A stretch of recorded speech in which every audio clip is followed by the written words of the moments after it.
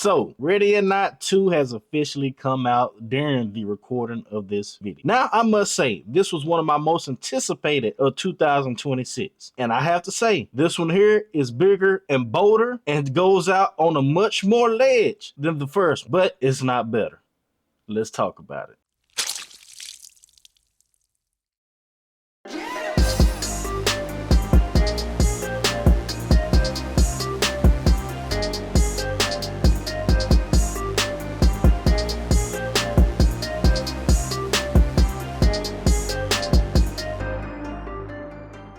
What's going on? This Trey, and since you found me, you might as well do me a favor and like and subscribe for more content. And today, like I mentioned, we're going to be talking about Ready or Not 2, released in 2026. Ready or Not 2 doesn't try to redo the first movie, and that's one of the smartest things that this movie does. Instead of giving us another one night, one house, one game situation, this one here opens the world up and focuses on the aftermath after the trauma. Grace isn't just running anymore. She's living with what happened, and the movie leans into that idea of what happens when you survive something that should have killed you. And that shift alone makes this movie feel more like a revenge horror thriller with consequences, with horror elements baked into it. So, starting out what works. For me, we already know the acting by Samara Weaving was great in the first one. And this one here, she elevated it to the max. Honestly, Samara Weaving really carries this film. In the first film, you have Grace react. She was just thrown into chaos and having to survive. And in this one, you can feel the aftermath and the damage that's already done. She elevates and plays Grace this time around with paranoia, anger, survival instincts, and a bit of emotional numbness. There are moments you can tell she doesn't trust anything anymore. Not people, not situations, hell, not even moments of calm. And that layered performance adds weight to scenes that otherwise just could have been surface level. Grace isn't just a final girl anymore. She feels like someone who's been through hell and is still trying to figure out who she is after all of it. Another thing that works in this film is the tone. The dark comedy still hits, but this time around, smarter. The great balance of horror and comedy is still there in this film, but it's slightly different. The first film leaned more into absurdity and shock horror, while this one here leans into dark irony and situational humor. You're not laughing at scenes in this film because it's ridiculous. You're laughing because it's uncomfortable. Like one thing this movie does where there are situations and moments where things just get,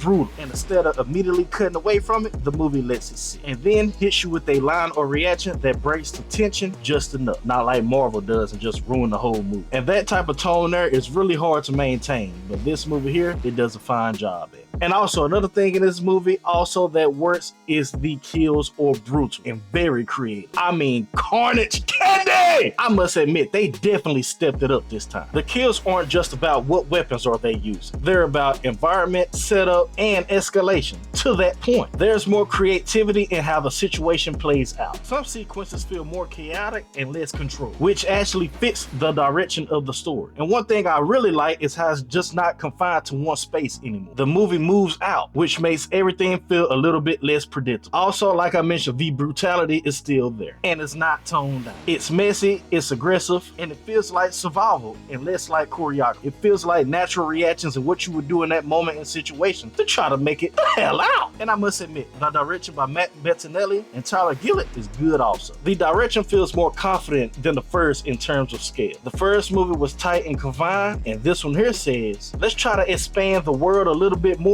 while also keeping the tension. One thing I have to mention, the camera work does a great job of keeping you close to Grace emotionally while also showing you how much bigger things have got. The environment, the stakes, the situation, all of it has grown since the first film. There's a lot more movement, more scope, and a lot more ambition. And even when the film decides to slow down, it's intentional. It's letting moments breathe and giving you time to sit down and digest what happens besides moving on to the next kill. Now, I have to move on to what doesn't work in this film for me. Even though it does a good job at being more wider and expanded more, it does lose the tightness of the first film. And don't get me wrong, I appreciate how much more expanded this movie is, but one thing that made the first film work better than this one is how tight and confined things were. It was just simple and contained. You had one location, one night, and one object, and that made every moment feel urgent. This one here expands the story, which is cool, but that expansion comes at a cost. Some scenes don't feel as tight, some tension doesn't feel as immediate. Instead of everything matters right here and right now, it becomes more of let's see where things go now. And that slight shift there there lowers the intensity in certain moments. Also, some supporting characters lack depth. We have new characters that are introduced, like Faith, that is Grace's sister, as well as some other well-known actors. But not all of their characters are developed. Some of them feel like they exist just to cause conflict, create chaos, and be a part of a kill sequence. You don't always get enough time with them to care if they get killed off. And that matters, because when something happens to them, it doesn't hit as hard as it could. And honestly, that could go several ways. It could be a moment to where you can care for them and you hate to see them die, or it could be a moment for them where you can be like, I'm glad that they're dead. And this movie here, like I say, it just doesn't develop enough to where you can have that road to choose how to feel about it. And another thing that doesn't quite work is that the shock factor is gone. The first movie had that, man, what is happening right now energy, and this one here can't create that. We already understand the world and we already understand the tone. So instead of shocking you, this movie here is more about continuing the story and also expanding the concept, which works, don't get me wrong, but it's just not as fresh. And one last thing is the middle act drags slightly. There's a stretch in the middle of the film where the pacing slows down a little bit too much, more than it should actually. It's not bad, but at this moment here, you can feel the movie start to set things up and moving pieces into place. And instead of pushing forward with momentum, and for a horror thriller, that slowdown stands out. But my final thoughts for Ready or Not 2. Ready or Not 2 is a smart, respectful sequel. It doesn't try to outdo the first one in the same way. It tries to grow beyond, and I respect that. It's more character driven, more layered, and more ambitious, while also at the same time being less tight, less shocking, and having slightly uneven pacing. But still, if you like the first one, this one here is a solid follow-up.